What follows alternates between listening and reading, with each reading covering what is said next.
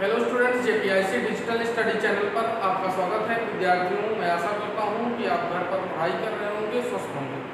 विद्यार्थियों, जैसा कि आप जानते हैं कि हम लोग थर्ड चैप्टर वैद्युत रसायन में पिछले क्लास में हमने पढ़ा था आयनन या वियोजन की मात्रा, जिसमें हमने आपको बताया था कि किसी भी पदार्थ के वियोजन या आयनन की मात्रा जो है उसमें वियोजित अणुओं की कुल संख्या बटे वियोजन से पूर्व जो है अणुओं की कुल संख्या के अनुपात को ही जो है आयनन या वियोजन की मात्रा कहते हैं। आज के इस क्लास में सबसे पहले हम देखेंगे इलेक्ट्रोड विभव क्या होता है।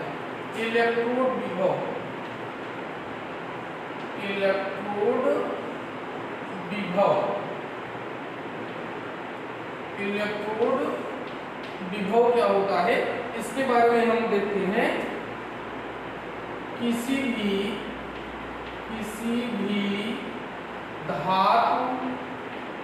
धातु की क्षण को उसी धातु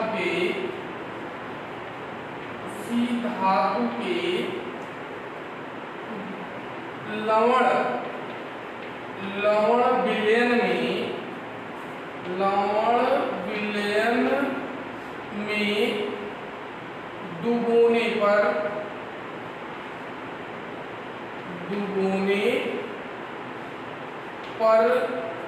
धातु की क्षण विलयन के सापेक्ष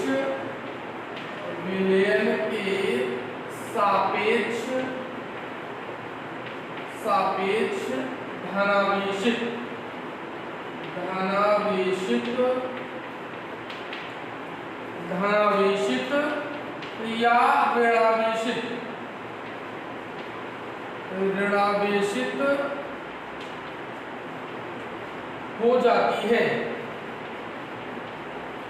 हो जाती है, जिससे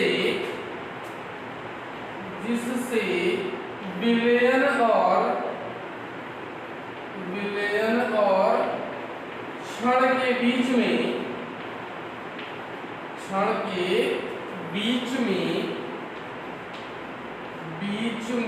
विभवांतर उत्पन्न होता है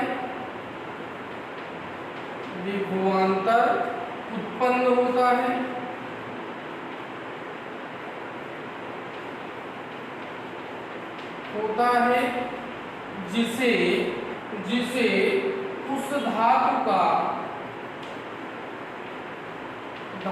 का इलेक्ट्रोड विभव कहा जाता है। इलेक्ट्रोड विभव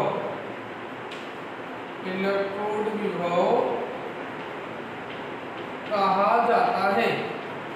किसी भी धातु का, जैसे देखिए, अगर एक पात्र में हम क्या रखते हैं, कॉपर सल्फेट का विलयन CuSO4, यह जो है CuSO4 क्या है, एक लवण है। यह लवणीय विलयन में अगर हम क्या करें, एक धातु के इलेक्ट्रोड को, इस धातु के कॉपर के इलेक्ट्रोड को जो है कॉपर की छड़ को अगर हम इसी धातु के विलयन में हम रखते हैं, तो यह विलयन के सापेक्ष धनावेशित या ऋणावेशित हो जाता है।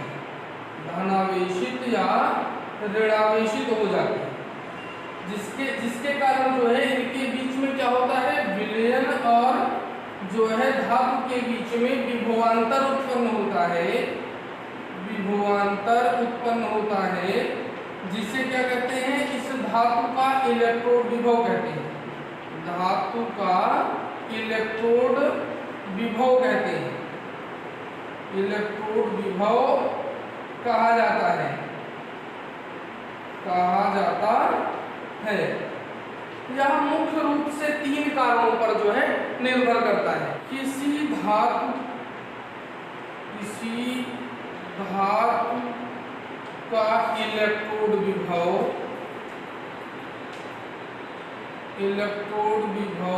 मुख्य रूप से 3 कारणों पर निर्भर करता है।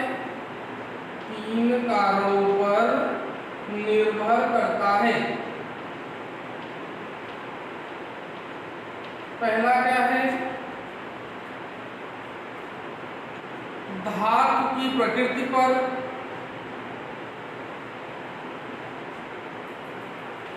दूसरा विलयन में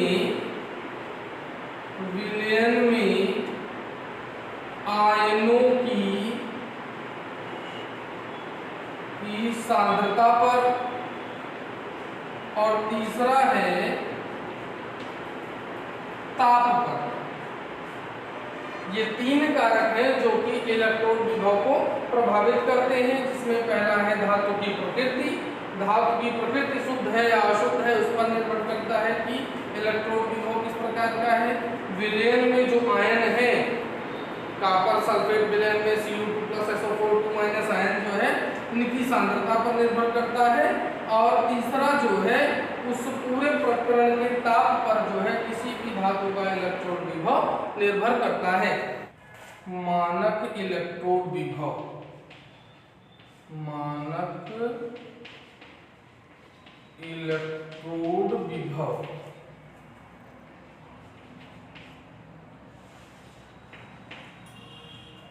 298 केल्विन ताप पर तथा 1 मोलर सांद्रता के विलयन में ज्ञात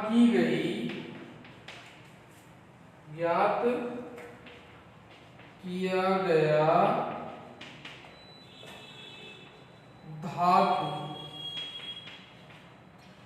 की मोलर सांद्रता को की गई धातु की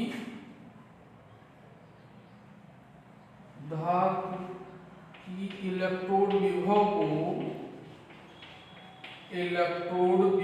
को मानक इलेक्ट्रोड विभव कहा जाता है। मानक इलेक्ट्रोड विभव कहा जाता है 298 केल्विन ताप तथा 1 मोलर सांद्रता के विलयन में ज्ञात किया गया धातु की इलेक्ट्रोड विभव जो है, जो धातु का इलेक्ट्रोड विभव होगा वह क्या कहलाएगा, उसका मानक इलेक्ट्रोड विभव कहलाएगा। मानक इलेक्ट्रोड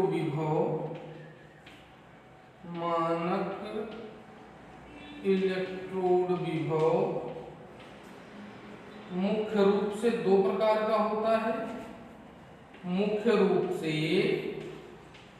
2 प्रकार का होता है।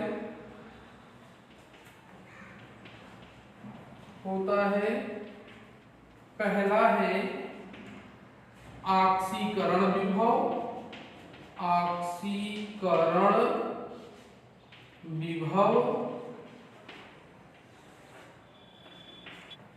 किसी भी धातु का ऑक्सीकरण विभव उसके इलेक्ट्रॉन त्यागने पर निर्भर करता है। जैसे Zn2++2 इलेक्ट्रॉन। दूसरा है हमारा अपचयन विभव। यह किसी धातु आयन की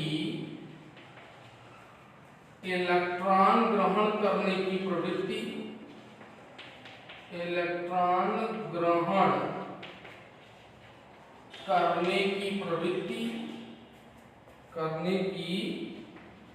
प्रवृत्ति को प्रदर्शित करता है।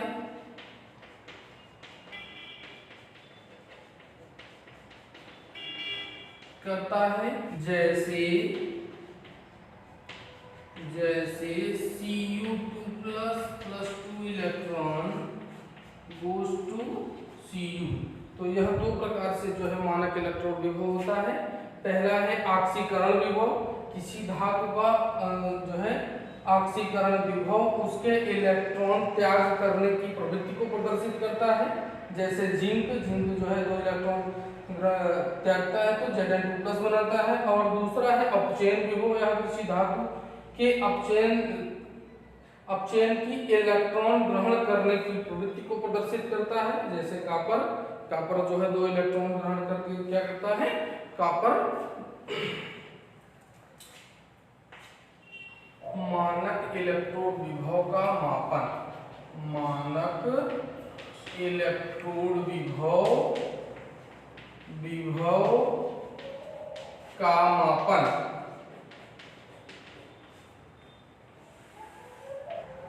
किसी भी तत्व का मानक इलेक्ट्रोड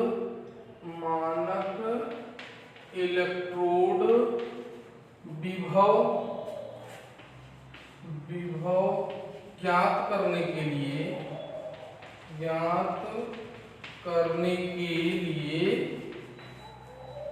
हाइड्रोजन इलेक्ट्रोड, मानक हाइड्रोजन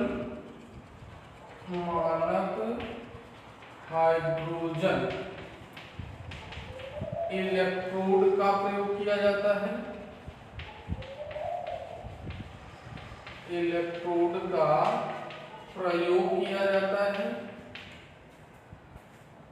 प्रयोग किया जाता है क्योंकि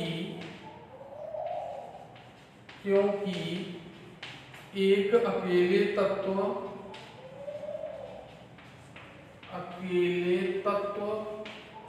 का मानक इलेक्ट्रोड विभव ज्ञात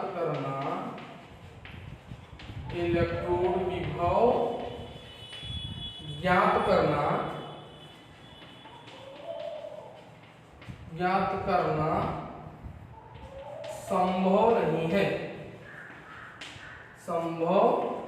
नहीं है, जिसके कुछ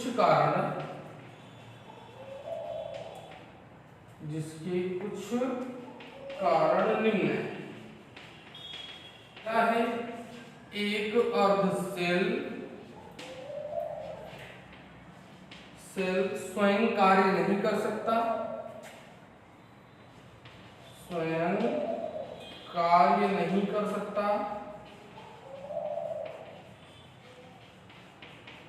और दूसरा है किसी तत्व का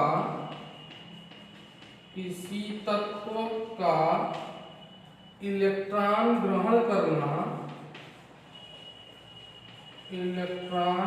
ग्रहण या त्याग करना उसकी सापेक्ष प्रवृत्ति होती है।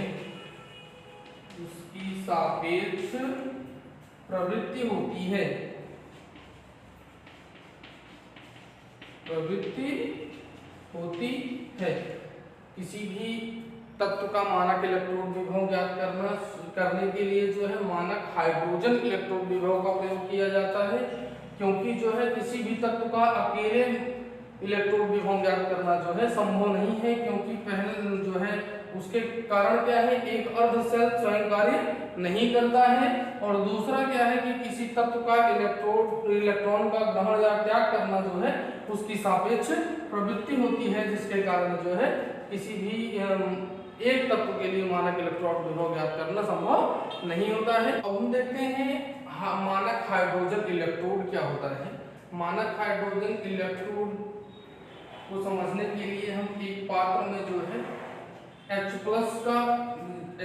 आयन का 1 मोलर आयन विलयन जो है सांद्रता का 1 मोलर आयनिक विलयन जो है लेते हैं, जिसमें एक कांच की नली को जो है रखते हैं, जिसमें एक प्लेटिनम धातु का इलेक्ट्रोड लगा होता है, और यहाँ एक कांच की नली के द्वारा जो है हाइड्रोजन गैस प्रवाहित करने के लिए ऊपर से एक रास्ता बना होता है और नीचे से जो शेष हाइड्रोजन गैस होती है उसको निकलने के लिए भी जो है बाहर निकलने के लिए एक रास्ता बना होता है।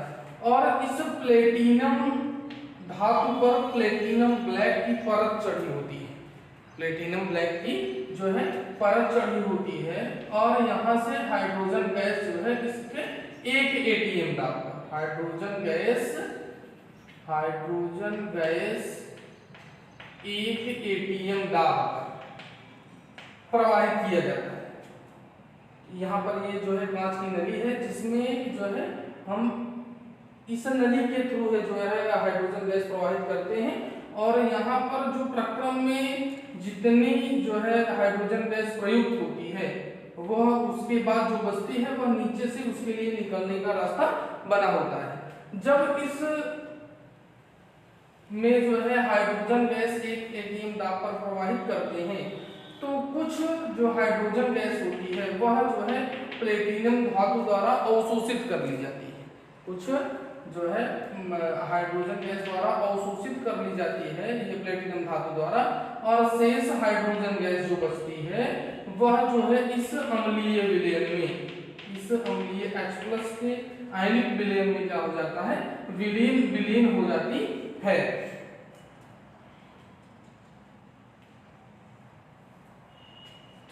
H2 is goes to 2H++ to electron.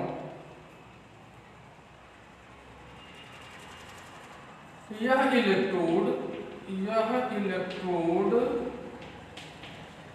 Hydrogen के मानक इलेक्ट्रोड के रूप में